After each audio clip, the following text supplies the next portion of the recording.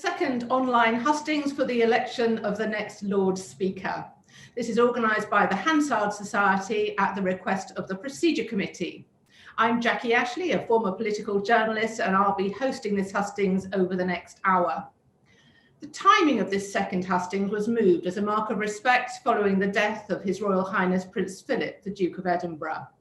Consequently, voting has now been slightly changed. It will now open at 1 p.m. today, Tuesday the 13th of April, and close at 5 p.m. on Thursday the 15th of April.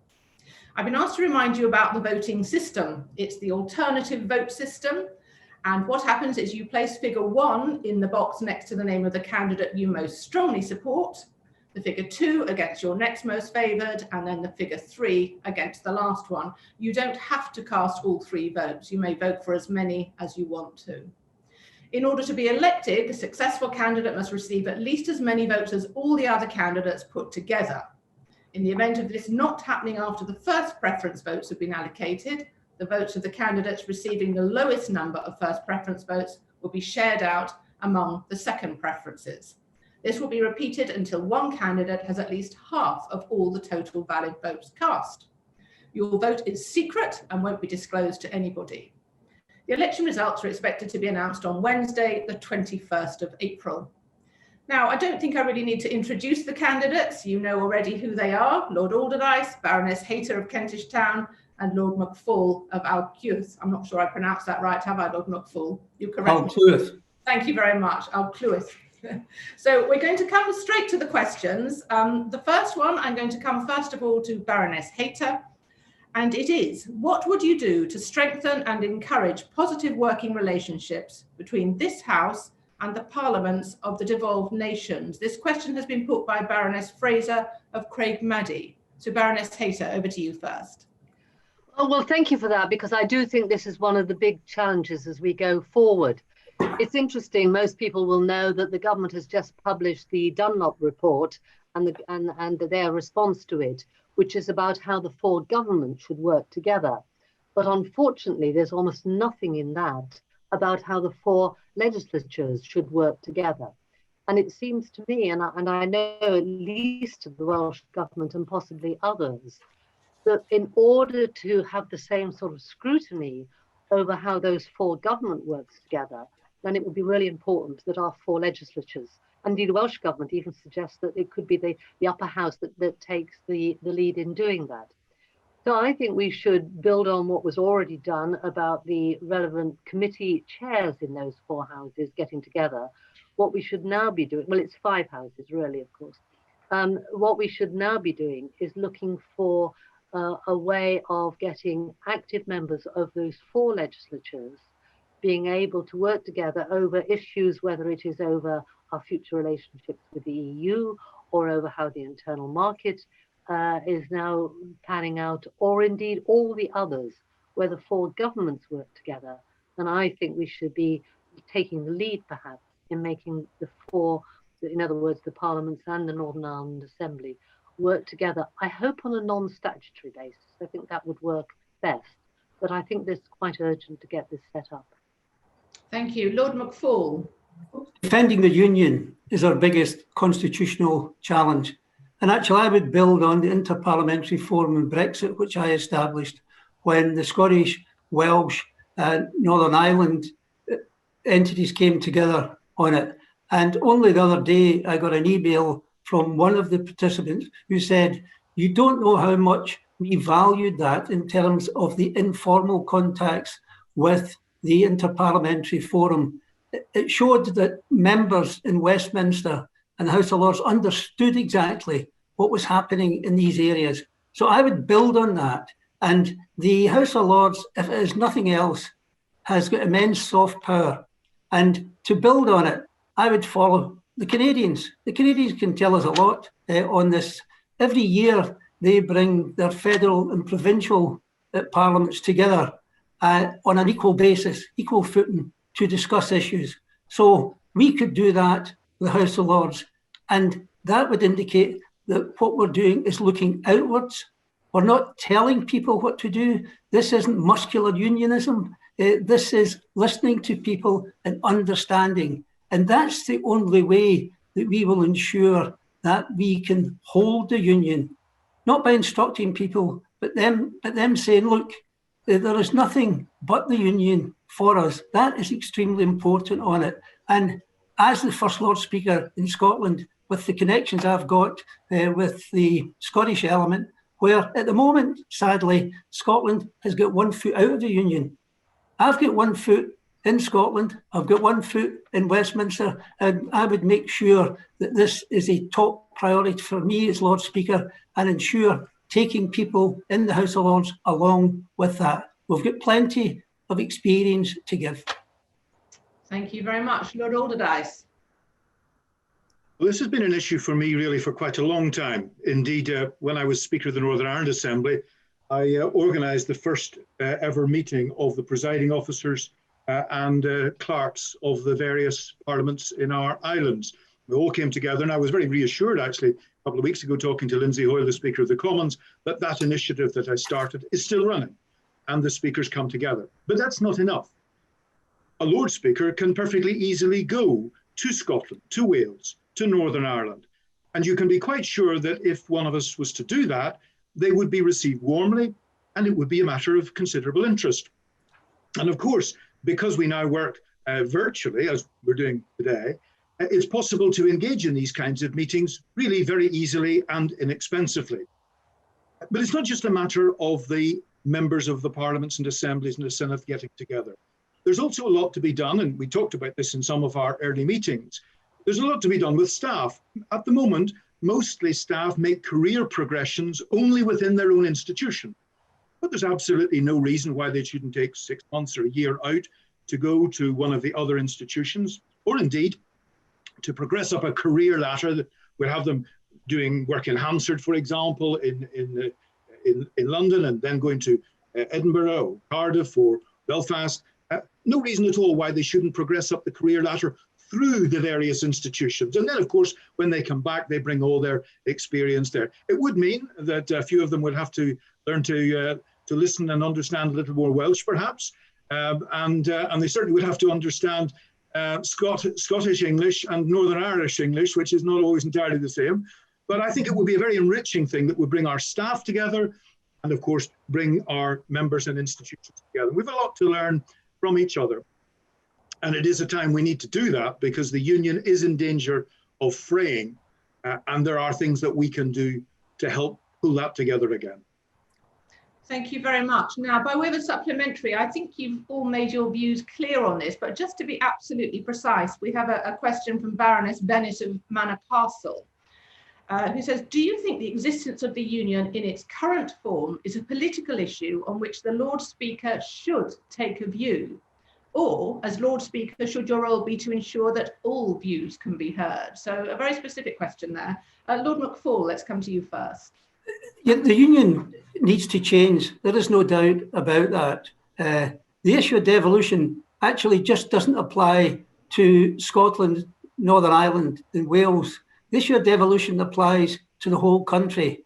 And Westminster has to be seen as engaging with these different parts. Because my experience as an MP for 23 years in Scotland was the famous phrase, what did London think they were doing when they implemented this? And I had to explain to them exactly what happened. So in terms of devolution, decision-making closer is very important on that. And that's why I say that crafting a new union, given the experience and the soft power of the House of Lords, will help. Because listening, as they say, listening is 90% success. And what we have failed to do, and what the scourge of modern politics at the moment is that we don't listen to each other. We're in an echo chamber. The House of Lords can facilitate that. Lady Hayter. I think that's an interesting question from Baroness Bennett. I mean, I think that it's very important that the Speaker is seen as a voice of the whole House. We are a house of many parts. There's obviously the government, there's the opposition, there's the non-aligned, there's the bishops, and the crossbenchers. And at the moment, it is absolutely clear that the House of Lords is very much in favour of the union. It is, every debate that we have. So the question of should the Speaker come out, if you like, for the union, it seems to me the answer has to be yes. That is absolutely clearly where the law at the moment is, and where the voice of the House of Lords is. And as a Speaker, to speak on behalf of the whole of the House of Lords, and as part of our constitutional role, and constitutionally we are a union, then my view is yes, the Speaker must speak on behalf of the union. Thank you. Lord Alderdice. Well, this is one, of course, that I had to face as Speaker in Northern Ireland, because there were a substantial number of the members that didn't want Northern Ireland to be part of the United Kingdom. And it's not just a political question, it's a cultural question, it's an economic question, it's a social question, there are all sorts of aspects of it. But the first role and responsibility of any Speaker is to ensure that everybody has the chance to speak and to be heard, and indeed to be listened to with seriousness and courtesy. That's really very important. And whatever their views are, then it's really important they get the chance to speak and that they're listened to. But that's not the same thing as saying that one doesn't have any kind of view as to how things should go for the country. And the view that I took at home was that I had to find a way in which people who disagree on what the future was could nevertheless continue to work together in a constructive and harmonious way. And I think that's got to be the case also in the House of Lords. It's not a question of whether we disagree. Of course we disagree. People disagree within parties, disagree across parties and groups, but we have to find a way of working that respects these differences and actually uses them to enrich and develop and help us all to move forward, whether that's within the House of Lords, within Westminster, or right across the country as a whole. But it's not just a political question. It is a political question. It's not just a political question. It's also cultural, social, economic. It's all parts of these things, and we need to take all the voices into account and all the different elements of our community together. Thank you. Right, we're going to come on to a very specific question now from Lord Brooke of Ulverthorpe. What, in your view, is the House's biggest perceived failing, and how would you try to assist the House to address it? And I'm going to start with Lord Alderdice this time. I think perhaps one of the biggest failings is how the House is regarded. Those of us that have been in the House for quite a long time know that it has changed and developed. It's not the same kind of place that it was when I came in 25 years ago, but that's not necessarily the perception outside. It's often perceived as a kind of elite coterie of peers, when in fact it's an expert cadre of public servants, but it's not necessarily seen in that kind of way. And so I think perhaps one of the biggest needs from an external perspective, and I'm sure we'll talk about the internal needs later, but from an external perspective, there's a reputational issue, but there's also the question of understanding the House of Lords. And I think one of the things we need to do is bring more opinion formers, people like yourself, Jackie, bring more opinion formers into the House, to engage with members, with the Lord Speaker, with others, to get a sense of what it's actually like now, rather than what it was like a long time ago. There's a great richness in the House, and people who come and listen and spend time and watch it go away with a very different impression than they had before they engaged. I think that's one of the biggest issues from an external perspective. It's reputation, and it's the understanding of the kind of House we are and are becoming, because we're in a process of change. Thank you very much. I'm very grateful for that invitation to don my ermine robes, and I'll be along whenever the invitation is confirmed. Lady Hayter, for you now. As someone's once said before, I agree with John.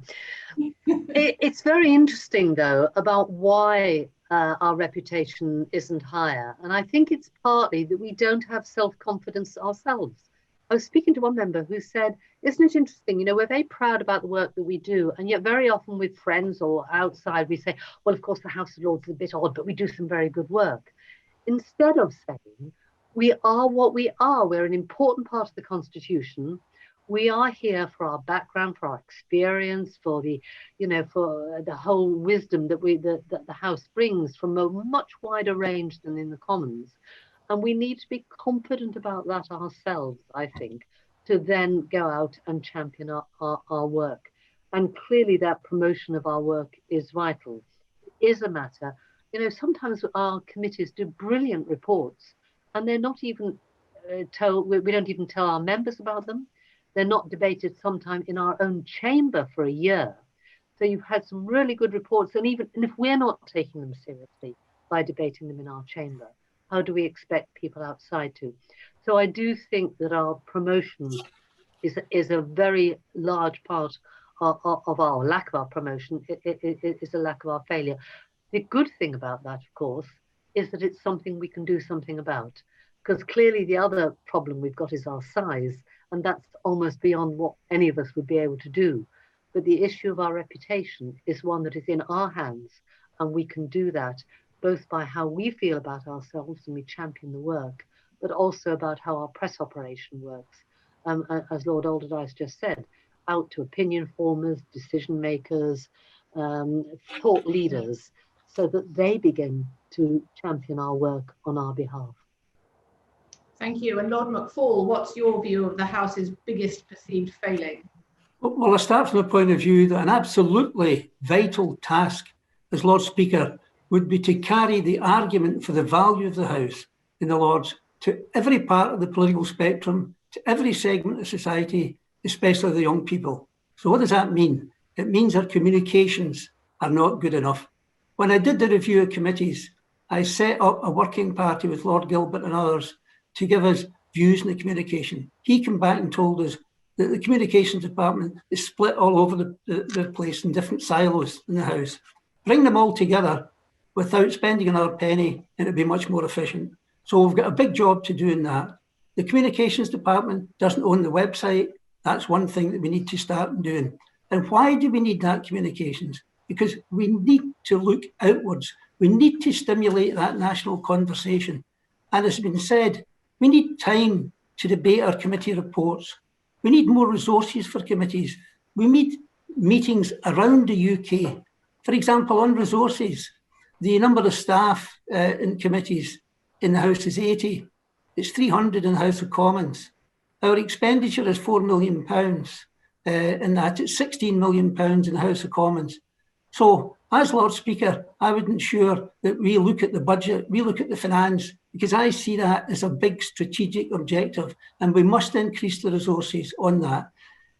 Transparency and accountability is very important, and that's why we look at the budget. So revamping our communications and modern website, becoming more understandable and accessible for the public, because after all, we have to reach out to the public and showcase our work in the traditional media, social media, and ensure a sustained committee work so that we continue to have influence in the public sphere and we engage all through the country. That's the way forward. So communication is the big gap. Thank you very much. So a lot of agreement there. Interesting. The next question comes from Lord Balfe. Are you happy with the level of member democracy in the House? And if not, what practical steps will you take to enhance the ability of backbench members to shape decisions? And I'm going to come to Lady Hayter first on this. Thank you for that, Lord Balfe.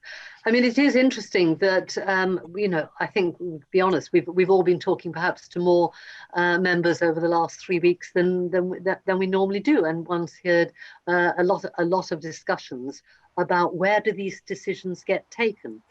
Quite often the complaints are not about the actual decision, but it is about we didn't know even that the decision was going to be taken and we weren't listened to. Now, there are a number of ways of doing that. The expression that I've used, we all use in other organizations, are town hall meetings. In other words, before you even formulate what it is that you're thinking of doing, you begin to have town hall meetings, if you like. These are fairly informal, they don't commit anybody. It seems to me that as Speaker, one has got a really interesting group of deputy speakers whose role is not simply to sit in the chamber on the Woolsack, but actually they're out there listening.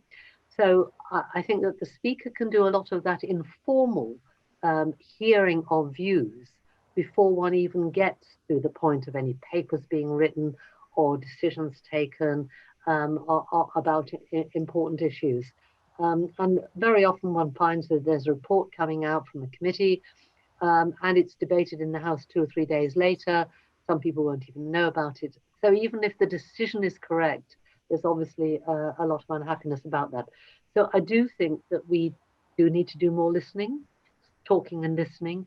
But I think that the informal meetings are a way of getting early feed in, both about what people are unhappy with, but also one has to remember what if people are happy with. Sorry, I've gone on a bit long. I just want to say one other thing. Sometimes one hears only from the people who complain about the system as it is at the moment, and not from all the people that are content about the system. So it's really important when one's hearing some views that one tests those out with a wider group to be sure whether one's hearing just a very small minority, or whether that is, if you like, the can opener. That is the way of hearing, yes, there's a real problem there. So that informal debate, hopefully using the deputy speakers as a way out of listening and hearing, I think would help a much greater, what Richard's called, a members' democracy. Thank you. Lord McFall. Well, I've spoken to Lord Balfe on this on a few occasions, so I know where he's coming from here. When my post was established with the Shepherd Committee, an excellent report, it said that what we need is transparency, accountability and engagement. And I have taken that as a Bible in terms of meeting people and understanding the issues that affect the House. And we certainly need to do much more to engage members. We had an external management review which reported at the end of the year. Now, that external management review is not important in itself, but it is the means for a more effective House. It is the means for more engagement. And as we take that forward, we have to consider both the members' interests and the staff interests. So there has to be a place for more member engagement on that. And I would make sure, as Lord Speaker, that that would be taken up, because members' concerns are very important. And the members I've spoken to, they're all keen to do more for the House, but at times they don't know what can be done. So along with the communication and that engagement, that aspect is really important. And another aspect of one of the reports is that a steering group for change has been established under Baroness Hayter. That steering group for change engages with members and staff. And I would see that as a mission of the Commission, of which the Lord Speaker chairs, to ensure that we take staff and members along and make it a more meaningful House in terms of engaging, and make sure that the good work that we do in the House by both members and staff is appreciated, and we're looking outwards. Thank you. Lord Alderdice. Well, I could answer the question in almost in one word. I think, no, the situation is not good, and it hasn't been good for quite a long time. Even at the start of the problems of the pandemic, I remember speaking out quite strongly in the chamber because I didn't believe that the needs and requirements of backbenchers were being properly and appropriately considered. And I think that, like many other things, the pandemic has made things worse, and it has made this worse. Because more and more people have the sense that decisions are being taken by a relatively small group of people, and that the vast majority of the members don't really feel part of that at all. And I can understand how it happens, and I can understand why it happens, but it can't be allowed to continue because it's dysfunctional. There are a couple of aspects of it. The first thing I would do is to institute a weekly surgery, online and face-to-face, where any member of the House knows that there is a time that they can come along, as I say, online or face-to-face, and meet with the Speaker and bring along their comment or complaint, or it might even be a compliment on occasions, but that they can come along and they can speak about what's happening, and they know that that opportunity is there for them. And I made a commitment that that's what I would do, and I would do it on a weekly basis. I think the second thing is, we were talking earlier on about communications and a communication strategy, and that's important. But there are a whole bunch of backbench members with huge experience. There are people who have run newspapers, people who have run television stations, and people who are currently involved in senior positions in social media. There are lots of people there who actually know. And I've gone to speak to some of them about the communications issue, and they said, well, I'd be delighted to help. Nobody ever asked me. And instead of going and spending money on communications specialists who are used to helping businesses that sell soap powder or whatever, it was a completely different issue. Let's get people who know what it's about at the political institution and who are committed to it and who won't charge you anything at all for giving their advice, and they then feel that they're part of it. There's a whole lot of other ways in which I think it's important to engage. I talk to a lot of colleagues, for example, who have disabilities, and there are some good things that the House does for that and other things that the House doesn't manage terribly well. And by the way, there's going to be more of an issue there because we're going to have problems with long COVID, with some of our members coming back and not being quite well. And so there are a whole bunch of things that we need to do by engaging with our members. And that's one proposal that I've already made, as I say, is a weekly surgery. But there are also other ways in which we can do that. And it's absolutely essential that we do. We've just seen over the last weekend what happens when you don't understand and take the members along with you. It just doesn't work. And I think we're at the point where there's a lot of frustration around amongst backbench members. And we need to take that seriously. Thank you very much. Now we're going to come on to a question about committees. And this question has been submitted by Lord Howell of Guildford.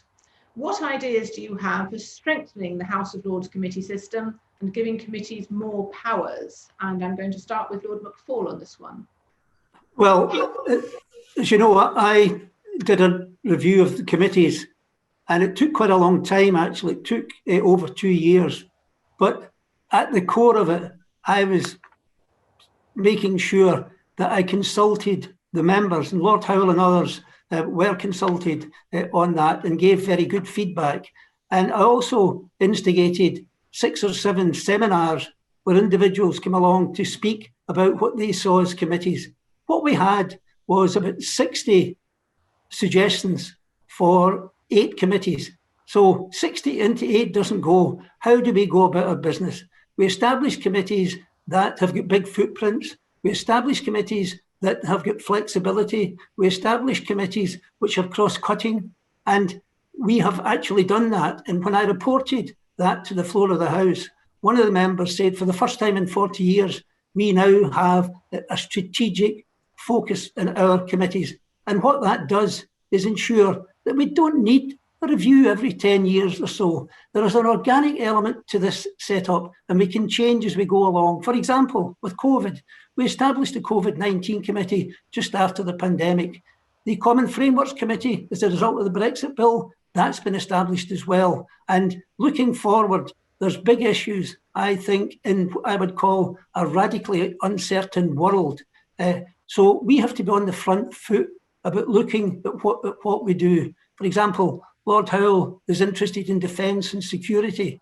There are huge issues there with defence and security. Have we adequately covered that? For example, in devolution, do we need a more granular understanding of what's happening in different countries as a result? So, as well as establishing these committees, we have in abeyance the thought that we need to expand it. And if I could just repeat my last answer, one of my main strategic objectives as Lord Speaker would be to ensure that we get more resources for our committee, because the element here is the reputation of the House, and committees serve to increase the reputation of the House. So that would be a main objective for me, and I can guarantee, I've been at it over two or 3 years, I'm going to be on top of that. Thank you. Lord Alderdice. Well, we've just been through, as Lord McFall has said, we've just been through a reorganisation of committees. So I think that anybody that would suggest that we have another reorganisation is not going to be very popular. It's a bit like somebody coming along and saying, well, let's reorganise the health service again. And people in the health service go, oh, no. So I wouldn't suggest that. But I think there are some things about the way that we think about and work with committees that we do need to address. One of the things is that we pass laws and then we let them be, and we don't do maybe as much post-legislative scrutiny as we ought. Now, we can't do it with everything, but we should be keeping an eye out for what has been happening and whether there are pieces of work that we've done that 3 or 4 or 5 years on, we really need to look at again. So that's one of the areas I think that I would want to pick up on. Second thing is, there are things that we can do together that don't necessarily involve working in a committee. I mentioned, for example, the question of disability earlier on. And I've said to a number of colleagues whom I've been talking to who have various disabilities and vulnerabilities, that what I would want to do would be to get together with them 3 or 4 times a year on an informal basis, say, well, look, how are things going? Are there things that are a problem here? pick those things up and then try to deal with them. That doesn't require a formal committee structure. That might not even be very helpful. And the third thing, I suppose, is that I have noticed myself in serving on committees that there's a bit of a tendency to think that the information that comes in from witnesses is the only really important material for the committee. And I look around at the committee that I'm involved with, and there's a bunch of people on the committee who actually have a great deal of expertise themselves, but that's not digested and processed as much as the material is coming in from the witnesses. So I actually think there are even some of the ways that we run the committees that could use our members and their experience rather better. So there are things to be done, but I don't think it involves some kind of radical rerun of the organization of the committees. We do need more resources. That's quite true. That's a tough fight. And it's not only going to be the Lord Speaker that has to engage in that struggle, but we do need more resources. That's certainly true. Thank you. Lord McFall, did you just want to come back on something there? Just to make the point about John saying not wanting a radical restructuring of committees, we actually have established a system where we don't need any more reviews of committees. We look at it as we go along. So it's organic development. So there is no need for any review of committees. Again, we look at the issues in society and then we decide with the Liaison Committee what should be looking at. We did that with the Internal Markets Bill and with COVID. And I would not want any radical restructuring because, as I say, I've been at it 2 or 3 years and we've now got the system of organic growth and development. Thank you. Now we're going to come on to the hybrid. Oh, sorry, Lady Hayter, do you want to come in there? Well, I think the question from Lord Howell was, do the committees need more powers? And my answer would be yes in 2 ways. One, which I did touch on earlier, I do think that they ought to have the power to insist that their reports are debated in the chamber within a time frame, whether it's 5 weeks or 8 weeks, but they ought to have that absolute right to have their reports debated.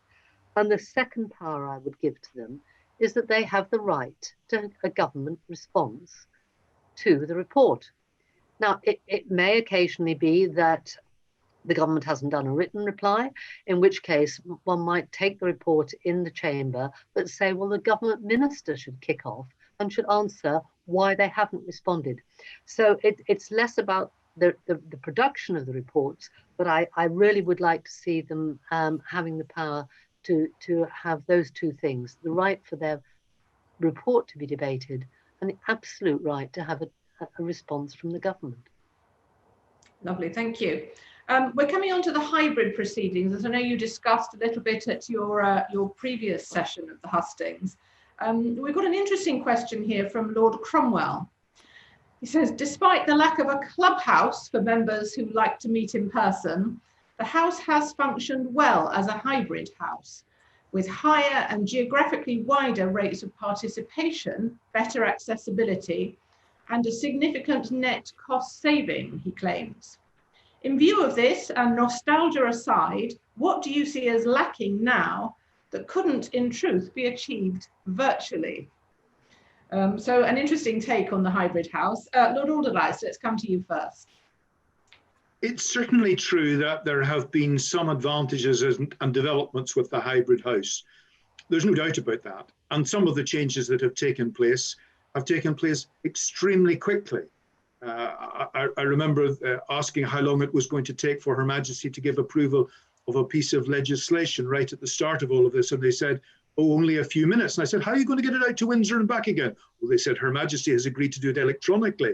I thought, my goodness, COVID brought that about pretty quickly. It could have taken a long time to negotiate that. So there are good things that have happened and have happened quickly. And that's absolutely true. And some of them we certainly want to hold on to. And for some of those with disabilities, participation when they've been shielding, for example, has been possible, and it will absolutely not have been possible otherwise. So there are very good things there. It's not that it's a no-cost option. It's actually quite expensive to set up all the broadcasting arrangements, employ the staff, use the technology, keep it up to date, develop it, address the security questions that are involved by people trying to hack in. There's actually quite a lot to it. But it's also the case that there's not the same dynamic and set of relationships. Yesterday, a large number of members came together. One of the members actually drove the whole way from Scotland just to participate in the event yesterday, which showed a tremendous commitment. And there was a different feeling around. People felt that they could engage more, and that wasn't even in the context of a debate or questions to ministers. And I think there is a general feeling that it's much more difficult to hold ministers to account, to get a sense of the chamber, to interact with each other, to sit down and have lunch at a long table or a chat in the Bishop's Bar, or just bump into people in the corridor and say, I haven't seen you. What do you think of such and such? So there are good things that have happened from the hybrid experience, and we shouldn't lose those. But there are also things that we have lost, and we have to try to find a way of regaining. And they won't be regained simply by returning. It's a more complicated business than that, and we have to find ways of working at that. I have some thoughts about how we might do that, but I've taken up more than enough of the time at the moment. Oh, very good self-restraint on time. Thank you. And we are moving along, so I will appeal to you all not to go on at too much length for the remaining questions, because we still got quite a few to fit in. Lady Hayter, your answer on the hybrid house. I must first come to the defence of the church. Where Lord Alderdice said the Bishop's Bar, I do hope everyone understands it's actually our coffee bar, and it's called that because it's where it's, just in case anyone thinks there's anything else going on with the bishops, it is actually our coffee and our tea bar. But actually, of course, the issue is, well, there's a number of issues. One is there are advantages that we should not lose. I think that the people on committees have particularly said taking evidence from witnesses and sometimes short, sharp meetings of a committee where you may just want to discuss one particular thing could be done remotely, and that really seems to me a big advantage. I think that where we lose things that we would need to think about, there have been a lot of new members into the House. It is really difficult for new members to get to know each other, get to know older hands, if you like, around the place, get the feel of the place, to actually be able to really contribute if they're not in and hearing from other members. The other bit that is also really important is over the sort of negotiating we do. Now, this particularly affects over legislation, but I'm sure in committees as well, where we're discussing which amendments to put and sitting around discussing who might put which amendments, how it might best be worded. All of that stuff tends to happen with groupings that get together very quickly, can be quite short time, but is a really important way of the way we function. And we sort of lose that if you need the formality of setting up a call. The other thing, going back to, in a sense, the answer to Richard Balfe's question, Lord Balfe's question, about how we hear from backbenchers, again, that happens more by what I've called town hall meetings. I think people know what I mean by that. You don't want a formal meeting always to discuss every issue. A lot of it is by meeting and listening. So I think in answer to Lord Cromwell, it is, can we pick out the bits that really work well? I know a lot of women have found that actually having a speakers list is what was even more helpful to them than it being remote, because it's quite difficult for women at question time to get in. So we may not have to keep exactly the same, but what we do need to do is listen to what came out well from hybrid and see which are the bits that actually are worth keeping, that help every member to participate, whether they are the disabled people, whether they're people living further away, whether they're women who feel at the moment somewhat intimidating. Then I think we should do a really good review when this is over and say, what have we learned that we can then keep? Thank you. Lord McFall. Well, as chairman of the procedure committee looking at hybrid house, the first thing I'd want to say is a hearty vote of thanks to the staff, the fantastic work they've done in turning this around. And if you looked at the Guardian a couple of weeks ago, the Guardian was very clear in saying that the House of Lords was well ahead of the House of Commons in adapting to technology.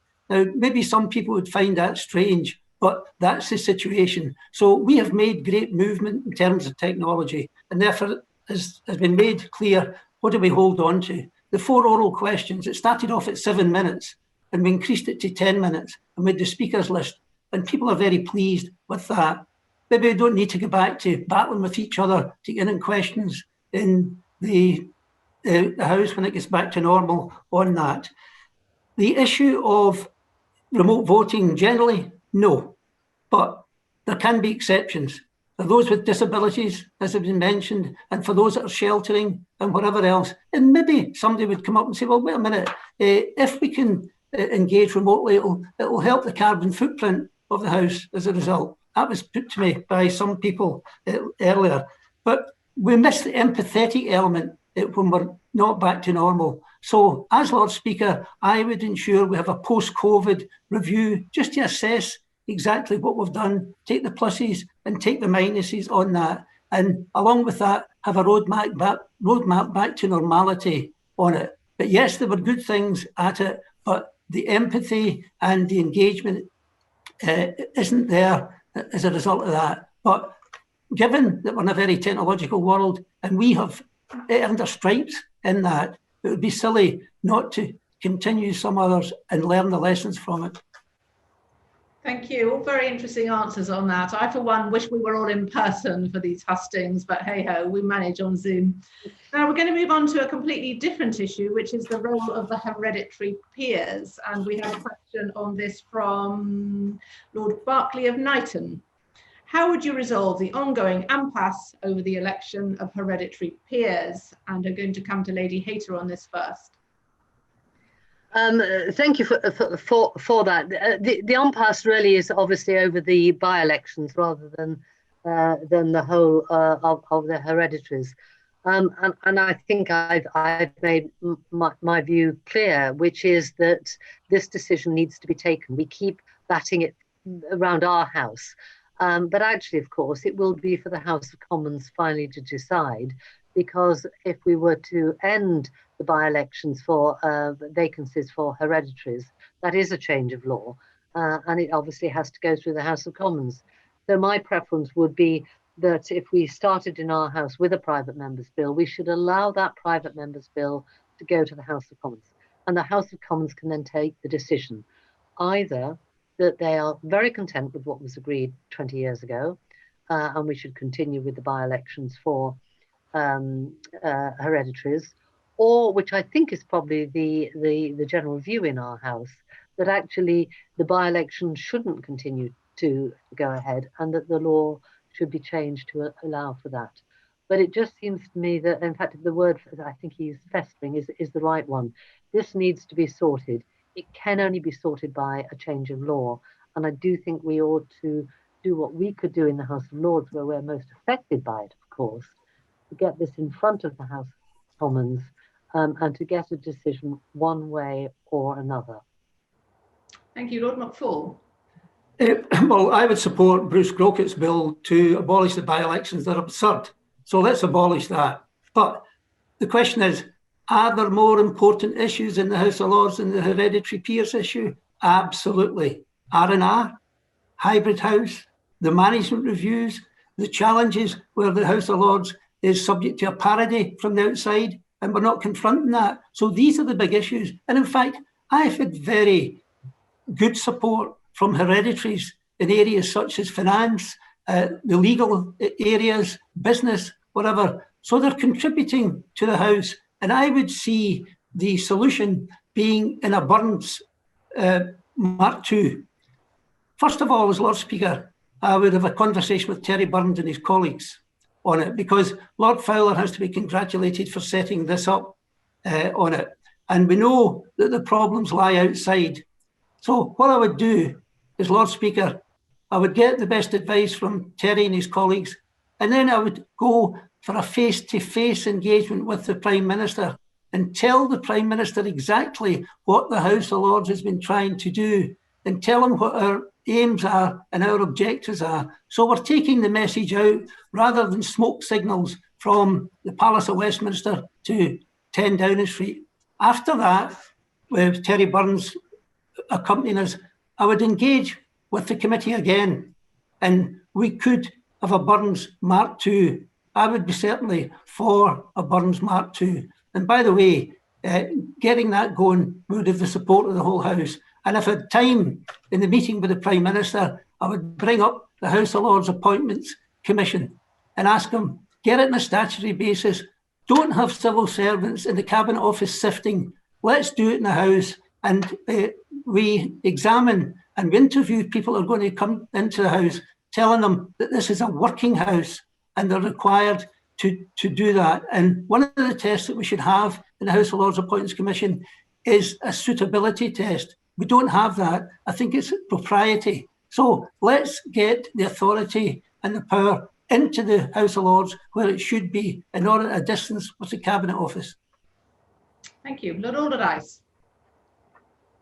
Well, it seems to me that it is an important issue as far as the House is concerned.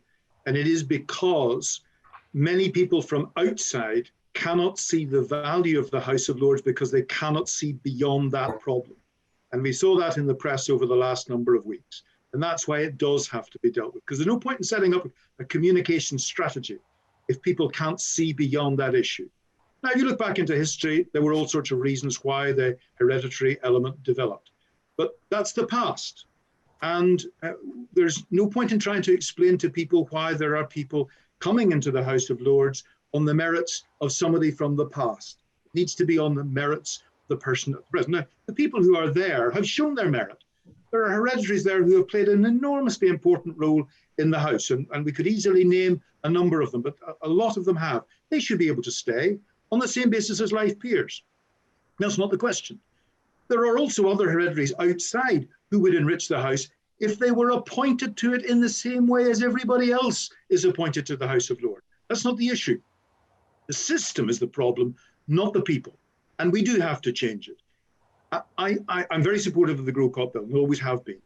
However, I do recognise that there are other elements that need to be addressed. The ending of the by-elections of hereditaries will affect the crossbench group and the Conservative group more than the other groups. And we have to take that into account and recognise that there will have to be balancing appointments made in order to address that question. There is also the question of the Burns report. The Prime Minister, very sadly, and I don't think it's right or fair of him, has basically just ignored the Burns report and gone ahead with appointments. I understand why, but I don't think that's the way to do business. And I do think that a new Lord Speaker will have to take that up directly with the Prime Minister. And I also think that the House of Lords Appointments Commission should be given a much more substantial basis, a legislative basis, yes, and there probably does need to be a limit on the number of members of the House, which we'll not be able to attain in the very short term, but we should be moving to relatively quickly and then holding to that. Because the size of the House and the composition of the House do create a problem for us communicating the value of the House, and that's why it's important. Thank you. Now we come on to R&R, not rest and relaxation, but restoration and renewal. You talked about this, all of you, at the last Hustings, and I think there was a fairly general agreement that the Lord should decant in order to let the work go ahead. But it is possible that the House of Commons might take a different view. So we've had a couple of questions on this issue, specifically from Baroness Wolfe of Dulwich, who says, if the Commons is minded to take a different view, how will you respond? What arguments will you be making? And how will you ensure the needs and interests of the Lords are not marginalised? And I'm coming to Lord McFall first on this one. Well, the first thing we have to do is go on with R&R. We've been talking too long as a result of this issue. And it's more than just a building project. It's renewal. What we have to do is ensure that there is public space here. There is accessibility for everyone, including disabled, because we need free access and we need the public to feel that this is a warm, embracing environment. I mean, I come in the morning to the House of Lords entrance, I'm fine, but I'm confronted with coat hangers. Now, we must have a better system and a more welcoming environment for that. So when we talk about renewal, it is about public space. It is about committee rooms. It is about public lecture theatres. It is, for example, I run a small think tank, and we get some eminent people coming in at 9 o'clock in the morning. we can't get a cup of coffee for any of them as a result. So I take my hip flask along and we have a little bit of cuppa. So let's make it about more like society and more engaging in that. And that aspect is really important on it. And secondly, it has to be a national project. This has to go across the whole of the United Kingdom. This is one of the most complex projects that we'll ever undertake. And so, given the iconic building, everyone has to share in that. And my view on partial decant, I've had experience as an MP when we've found asbestos in schools. Now, there's an awful lot of asbestos here. And if we go down underneath into the underground, we see an ancient 19th century system, mechanical and electrical engineers.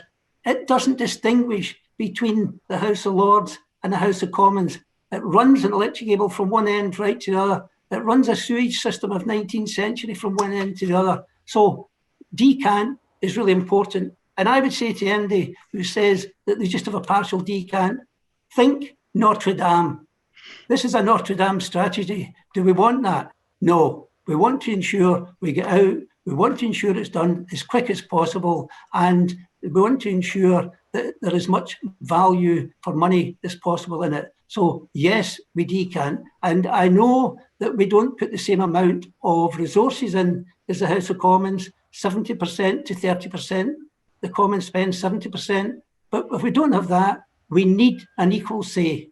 And as Lord Speaker, I would engage with the Speaker to ensure that there is that equal say for the House of Lords.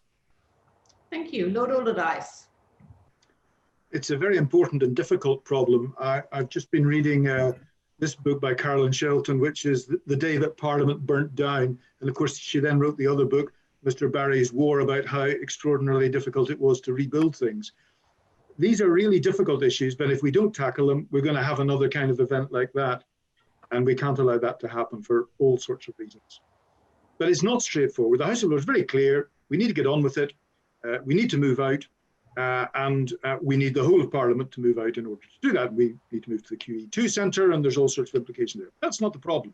There are two problems beyond that. The first is that the House of Commons doesn't want to take the same line. There are MPs who have come down. They didn't even expect to get elected.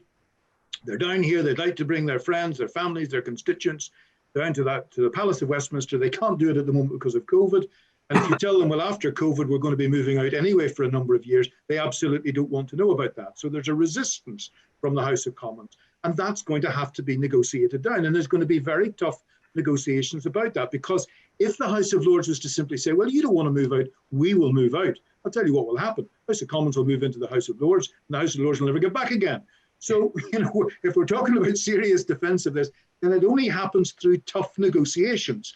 And I've a fair bit of experience of tough negotiations in the past. And it's a different kind of thing, but there will need to be tough negotiations. And I've already talked to the Speaker of the other place about this. And we recognise that there are differences. That's one element. The second element is money. It's not going to be easy to find appropriate and publicly acceptable resources to do all the things that we would like to do. We've got excellent plans for all the things that we would like to do, lots of changes, and we're going to have to look at that again, because it's not going to be possible to do all of those sorts of things. But move ahead we must, and move ahead we must with the House of Commons, however we find a way of negotiating that. And the Lord Speaker, this is actually one of the most important roles of the Lord Speaker. Many other roles that are shared with the Leader of the House or shared with the Senior Deputy Speaker or whatever. This is one where, because it's a question of two speakers engaging for two houses, the Lord Speaker has a very special and particular role. Thank you very much. Lady Hayter. We are, as you said at the beginning, Jackie, we're all completely agreed about the need for a full decant, and I won't go over that again. I think the question from Baroness Wolfe was, well, what do you do if the House of Commons doesn't agree? And I think that's the one that we need addressing. Negotiation is an important word, but there's also the word persuasion. And I absolutely hear what's just been said about some of the MPs being reluctant, and particularly the new ones. But of course, there are an awful lot of other MPs. I think we have a duty to engage with them. Again, it may be that we use, all our different contacts. We've got our deputy speakers, we've got the political groups who have particularly strong connections with the political groups at the other end. We've got the shared people who sit on joint committees together. And maybe what we have to say to our members, where we are, I think, very much of one mind, is, look, this is a job for the whole House. Of course it will be led by the Speaker. But if the Speaker says to our members, look, we need to persuade the Commons, I think if all the Commons had a vote on it, it would probably be all right, actually. There are some very strong supporters in the Commons for a full decant, but there's a bit of fear about the ones who are speaking out. And when I spoke earlier, I said you often have to be careful. You don't just listen to the loud voices, but you listen to all voices. So I think that what we ought to do as a House is get all of us in the House, the Speaker and everyone else, involved with the groupings, the contacts through the all-party groups that they've got contacts in the House of Commons, and that we make sure that the case that my two colleagues have just made, that we're all completely agreed on, the costs, the dangers of the decant, we're absolutely agreed on, but that we all take that on our shoulders to get the MPs in the House of Commons to move at the pace we need to do. We can't hang around on this. Thank you very much. Now that is the end of the questions. We just have about 5 minutes left, and I'm going to ask all three candidates to make their closing statement. So I suppose that the issue for you now is to tell us what one key message do you want peers to take away from your candidacy for Lord Speaker. There's extra brownie points from me if you don't go over your allotted time, which is about 1.5 minutes. So I'm going to ask you please to try and not go on at too much length. And I'm going to start, first of all, with Lord Alderdice. Thanks very much. One of the things that struck me about yesterday in the House was that we were seeing a generational change with the death of the Duke of Edinburgh. But he'd also spent his life enabling the monarchy to change. He and Her Majesty the Queen have moved us from imperial rule to public service. And that's what they're known for, as great public servants. And that's what we have to engineer with the House. Not so much the actuality of it, but how we are perceived. That's a big question for us. How do we want our House to be seen? As one that is moving forward, changing with the generational shifts that there are? Do we look like a House that's changing or do we not? I think we are, but we need to find a way of presenting that. So how do we want the House to be seen? I think we want to be seen as moving forward, and the election of the Lord Speaker is an important aspect of that. Secondly, how do we want the House to be run? There are lots of things we could say about it, but the key thing I would say is it has to be run with full attention to the backbenchers. They are the majority that are there. They have their perspectives. They wouldn't be in the House of Lords unless they had something important to bring. And I don't think they've had enough interest and attention. That's why I'm proposing a weekly surgery so that anybody can speak directly to the Lord Speaker and that the Lord Speaker can then bring that forward. Now, all three of us can promise all sorts of things that we would do as Lord Speaker. I suppose the difference I would say is I've been a speaker. I've had to bring a community forward, an institution forward, to develop a building that was old, that needed to be fitted out for a new kind of politics. So I don't ask you to look just at what I'm saying, but at what I've already done as a speaker. And I'd like the opportunity to do that for the House of Lords. Thank you very much, Lord Alderdice. And now we come to Lady Hayter. It is a key moment. The challenges ahead are for the whole of democracy. As we've seen, we have to defend the sort of democracy we have, of which the House of Lords is a key part. We have a constitutional role, a backstop, if you like, a role in legislation, a role in public policy, and we must safeguard that. And we must safeguard it partly by promoting that to the public. As Lord Speaker, I would want to be a voice for the whole House, for the whole of the work we do, and I'd want that heard. I'd want to be able to use all that I've done before on publicity and speaking to make sure that people are very clear what we do and why it is important for our democracy.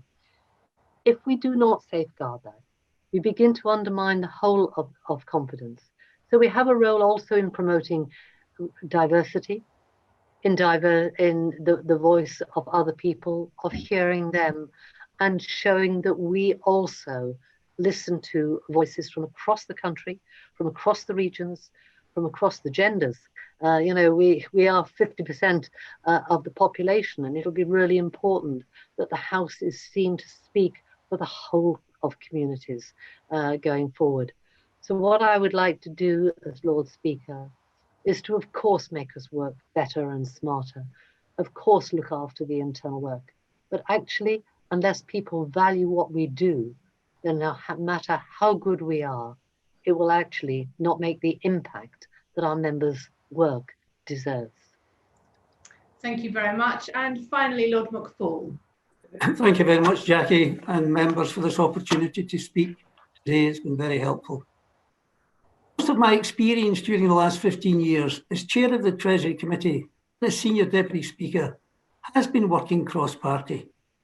Nothing happens in this House unless you have participation and trust from members. So relationships and communications matter to me. My twin themes have been the need to look outward and the need to work together in a collegiate and collaborative manner. But to be truly collegiate and collaborative, we need transparency, accountability, and engagement. Critically, we will need to do much better at communicating outwards, not just what we do, but also the value of what we do. We need that national conversation, especially with the young.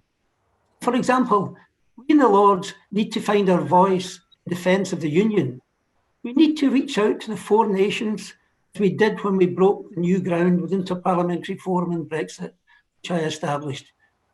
You have seen how I operate during my 5 years as Senior Deputy Speaker, working independently and objectively, working collaboratively with all groups and individuals. That won't change. This is the way I have always worked. So, working together, we have good reason to be optimistic and upbeat. This House has unique talent and experience. The Lord Speaker is there to stand up for the Lords, to stand up for members, and to communicate the value of our House. And I would be honoured to serve you in that capacity as Lord Speaker. Thank you very much. Well, that brings us to the end of today's hustings. Thank you very much to all our candidates. Good luck to all three of you. Voting starts at 1 o'clock today, and I hope that peers who are joining us today have found this useful in helping them decide which of these three excellent candidates they want to vote for. This recording will be put up on the Hansard Society's website later this afternoon, and members will be sent a link so you can watch again, or if you missed a bit, you can catch up. Meanwhile, it only remains for me to say thank you very much, everyone, for tuning in with us. And thank you very much to you, Jackie. It's been a pleasure, and hopefully in future events will be in person and not Zoom, but we'll wait to see. And goodbye from all of us here at the Hansard Society. Thank you.